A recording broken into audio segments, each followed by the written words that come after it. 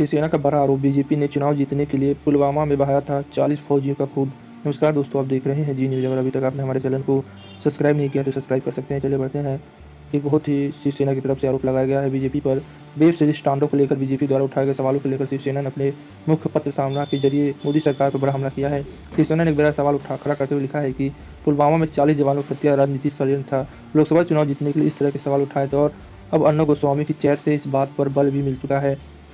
शिवसेना के सामना में लिखा है कि राष्ट्रीय सुरक्षा से संबंधित अनेक गोपनीय बातें गोस्वामी ने सार्वजनिक कर दी है। इस पर भाजपा तांडव क्यों नहीं करती? चीन ने लद्दाख में घुसकर हिंदुस्तानी जमीन पर कब्जा कर लिया, चीन पीछे हटने को तैयार नहीं।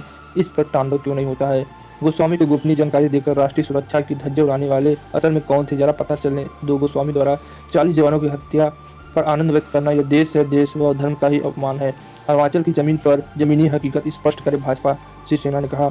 इससे पहले चीन द्वारा अरुणाचल प्रदेश में एक गांव बसाए जाने की खबर के बीच शिवसेना ने केंद्र सरकार के पूर्वोत्तर राज्यों में वास्तविक जमीनी हकीकत स्पष्ट करने की मांग की है। शिवसेना की प्रवक्ता और राज्यसभा संसद सदस्य प्रियंका चतुर्वेदी ने कहा है कि उन्होंने रक्षा मंत्री विदेश मंत्री को पत्र लिखकर सार्वजनिक रूप से उपलब्ध उपग्रह से प्राप्त तस्वीरों के आधार पर पिछले 1 साल के भीतर चीन द्वारा अरुणाचल प्रदेश में गांव बसाए जाने के मामले पर उनका ध्यान आकर्षित किया है। चतुर्वेदी ने यह बयान में कहा है कि क्या सरकार पारदर्शिता बरतते हुए अरुणाचल की वास्तविक स्थिति स्पष्ट करेगी, ऐसे में जबकि हमारे सैनिक बहादुरी से इन घुसपैठ का सामना कर रहे हैं। यह देखकर दुख होता है कि केंद्र सरकार आरोपी प्रत्यारोपी के खेल में उलझी हुई है। उन्होंने कहा कि सरकार वर्तमान और भविष्य के फैसलों को सही ठहराने के लिए कब तक अतीत पर दोष मरती रहेगी। खबरों का हवाला देते हुए चतुर्वेदी ने कहा कि चीन द्वारा बसाया गया नया गाँव भारतीय सीमा के अंदर करीब 4.5 किलोमीटर स्थित है। आपको क्या लगता है कि मोदी सरकार सिर्फ राजनीति रोटी सीखने के लिए लोगों का ध्यान भटका रही है और असली मुद्दों पर वह कुछ भी करने को तैयार ही नहीं है? जैसे किसानों का हाल बदहाल हो गया है और देश की सुरक्षा भी अब खतरे में पड़ चुकी है, क्योंकि ऐसे खुलासे हो रहे हैं, क्योंकि मोदी के चमचे ही गोदी मीडिया इस तरीके के खुलासे कर रहे हैं। चैटिंग लीक हो रही है जिसको देखकर पूरे देश में हड़कंप मचा है, तांडव मचा है।